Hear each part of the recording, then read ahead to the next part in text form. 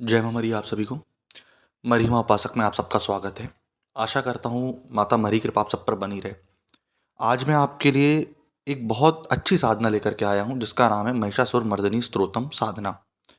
Video के अंत तक बने रहिएगा। महिषासुर मर्दिनी स्तोत्र आप सब जानते हैं, उसको पढ़ना कैसे है, विधि विधान क्या है, पूरा पहले उस चीज़ को हम समझते हैं।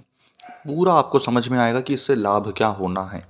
ठीक, जिस दिन आपको ये साधना करनी है वो दिन होना चाहिए आपका क्या, सबसे पहले सोमवार या फिर पूर्णिमा।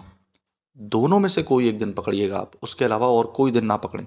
जिस हिसाब से मैंने करा है वो 41 दिन तक आपको ये स्तोत्र पढ़ना है। ठीक, कितने बार पढ़ना है ये भी बता देते हैं। 3 बार आपको पढ़ना है। ठीक, अब कैसे पढ़ना है, क्योंकि आपकी संख्या हमने बता दी। जाप आप कैसे करेंगे, इसका उच्चारण कैसे करेंगे ये बताते हैं। सब सर्वप्रथम आप सुबह नहा धो लीजिए। ठीक, आप अपने घर पे इष्ट देवी वंदना जो भी करते आए हैं नॉर्मली, है ना, चाहे शंकर भगवान की या किसी की भी, वो कर लीजिए। प्रातः काल से लेकर के आपका जो जीवन यापन है सेम जैसा वैसा रहता है, वैसा ही रहेगा। परम सात्विक तरीके से आप रहेंगे। परंतु जब रात होगी 8 बजे आपको जब इसकी स्थापना करनी है तो माँ दुर्गा का एक साफ चित्र लाएंगे आप। ठीक, ये नहीं कि एक लेमिनेशन करवा के 10 रुपए की फ़ोटो लगा रहे हैं, नहीं। उसको बकायदा पूरा आप मढ़वाएंगे अच्छे से, फिर उसको स्थापना करेंगे, रखेंगे। एक बाजोट में लाल कपड़ा अच्छे से विधिवत बिछाइए। इस तरीके से बिछाएं कि वो कपड़ा ना नीचे लटके नहीं। ठीक, हल्का सा लटके तो उसको बांध दिया जाए, नहीं तो बहुत लंबा कपड़ा लेते हैं तो लटक के ना नीचे ज़मीन पर झूलता है, वो ज़्यादा अच्छा नहीं लगता। उसको बांधिए 3 बार मौली धागे से। ठीक, एक बार शिव, फिर एक बार गुरु ब्रह्मा, है ना। बोलते हैं ना शिव वाचा गुरु वाचा ब्रह्म वाचा। तो ये चीज़, 3 चीज़ आप करिए। 3 बार जब आपने बांध लीजिए लिया उसको, उसके बाद आप उस पर क्या, अच्छे से गंगा जल छिड़किए। जो भी आप पूजन सामग्री लाए हैं, जैसे आसन लाल होना चाहिए, वस्त्र आपके लाल हों, सब पर गंगा जल छिड़किए। क्योंकि कई बार ऐसा होता है कि कई गंदी चीज़ें, जैसे नाला वगैरह पड़ गया, उससे अपन क्या क्या चीज़ नाक कर ला रहे हैं, तो एक बार उसको साफ कर लीजिए, है ना। ठीक, फूल वगैरह जो भी लाए हैं तो उसको पानी से धो लीजिए। 2 नारियल लगेंगे आपको। स्वास्तिक बनाना है जिसमें एक में माँ दुर्गा का बीज मंत्र जो है दूं, वो लिखना है। ठीक, एक में बाबा भैरव का बीज मंत्र भ्रम, वो लिखना है। ठीक, अब माँ दुर्गा का जो रहेगा नारियल, वो बाजोट में राइट साइड रहेगा, मतलब आपके लेफ्ट साइड। और बाबा भैरव का जो रहेगा वो लेफ्ट साइड रहेगा, मतलब आपके राइट साइड। ठीक, अब आते हैं इसके बाद क्या करना है। आप फोटो को विधिवत रखेंगे, उसके आजू बाजू आप क्या करेंगे, चावल के दाने बिछाएंगे। ठीक, और बीच में एक छोटा सा गोला छोड़ेंगे, एक दो दिया जलाने के लिए। ठीक, जब आप दिया लगाएंगे तो एक दिया बाबा भैरव के नाम से लगाएंगे, 4 मुखी सरसों का। एक दिया तेल का लगाएंगे, जो गुली का तेल या मीठा तेल कहते हैं लोग, या पूजा वाला तेल, उसका लगाएंगे। ठीक, वो रहेगा पूर्वमुखी। अब आते हैं अपन कि करना क्या है। उसके बाद आसन लगा लीजिए। भोग में आपको क्या रखना है, 3 मीठे। ध्यान से सुनिएगा, 3 मीठे। अब किसने किस विधि से करा है मुझे नहीं मालूम, लेकिन 3 मीठे रखिएगा आप। ठीक, जब आप 3 मीठे रखेंगे तो किस तरीके से रखेंगे, वो दिया के पीछे रहने चाहिए, मतलब फोटो के आगे। क्यों, क्योंकि जब अपन बोलते हैं ना कि एक जब अपन साधना करते हैं तो एक शक्ति को अपन एक प्राणी स्वरूप मानते हैं। क्योंकि दिया के आगे रखा रहेगा तो भाई हाथ भी तो जलेगा ना माता का।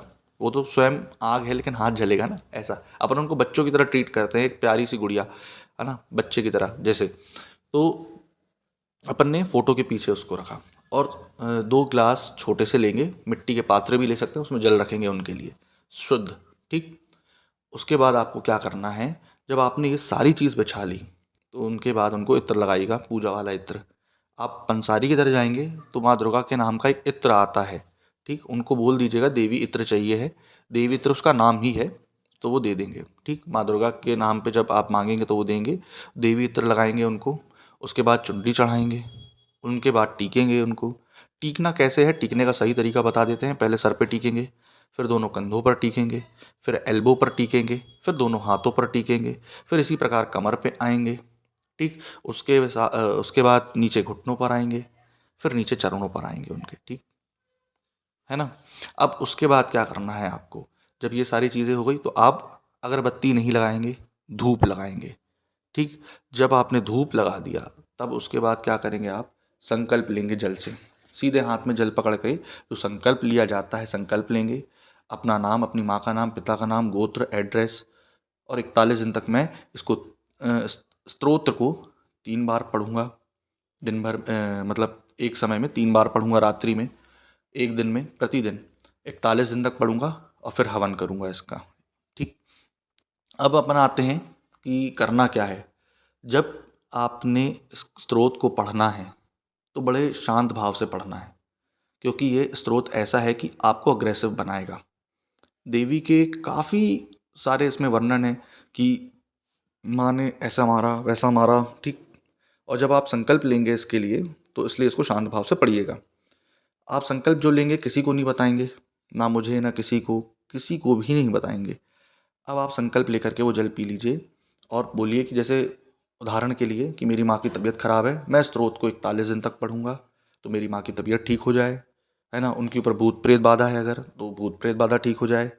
अमुक अमुक व्यक्ति के लिए मैं ये कर रहा हूँ, उसको अकाल मृत्यु से बचाएं। अमुक अमुक व्यक्ति के लिए मैं ये कर रहा हूँ, उसको सरकारी नौकरी दें।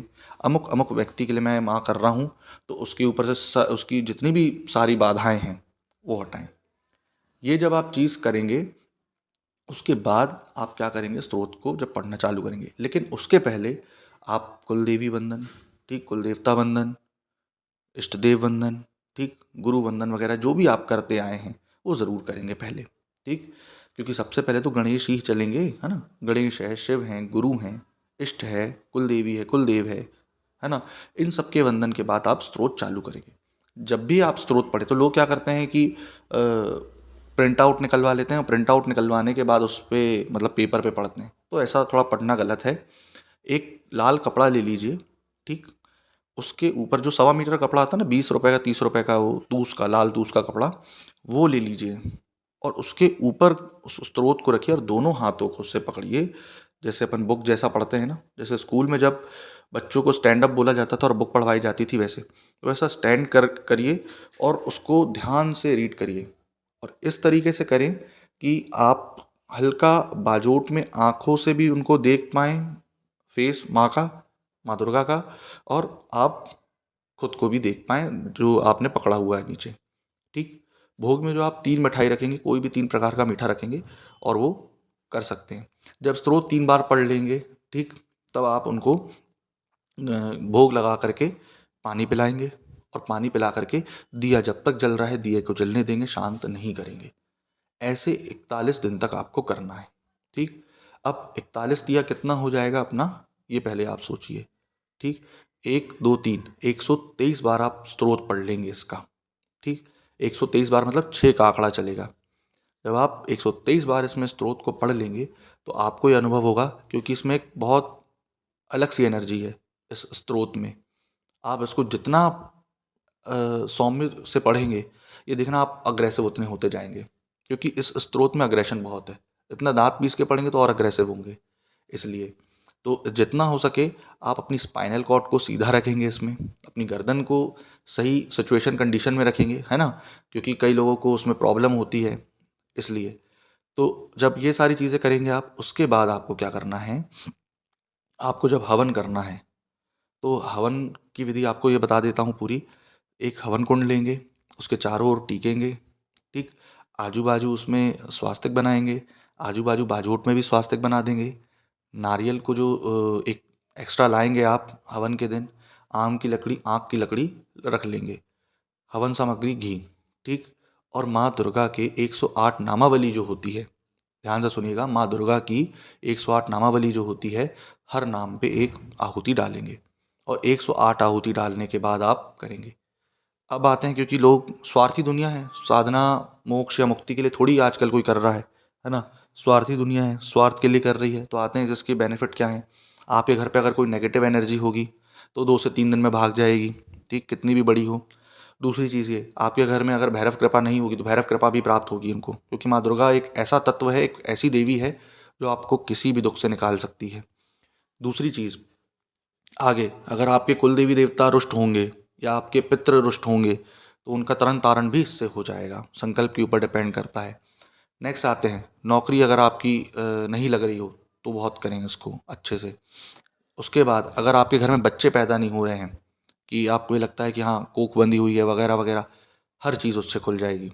तो जितने भी अगर आपके ऊपर ऐसा लगता है आपको षटकर्म वगैरह हुआ है, तंत्र बाधा है वगैरह वगैरह सारी चीज़ें हैं, तो ये उससे एकदम से हटेंगी और घर पे एक पॉजिटिविटी बनेगी। ठीक, क्योंकि जब आप इस स्रोत को करेंगे, चारों तरफ खुशबू रहेगी इत्र की भी और धूप की भी।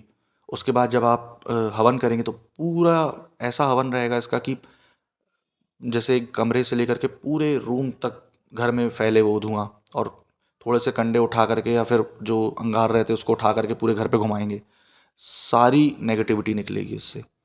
अगर घर पे आपके ग्रह कलेश चल रहा है, लड़ाई झगड़े बहुत होते हैं, ठीक, लड़ाई झगड़े बहुत होते हैं, आपको ये लगता है कि अ, ये सब परेशानियां चल रही हैं, तो उससे बहुत आपको फ़ायदा मिलेगा।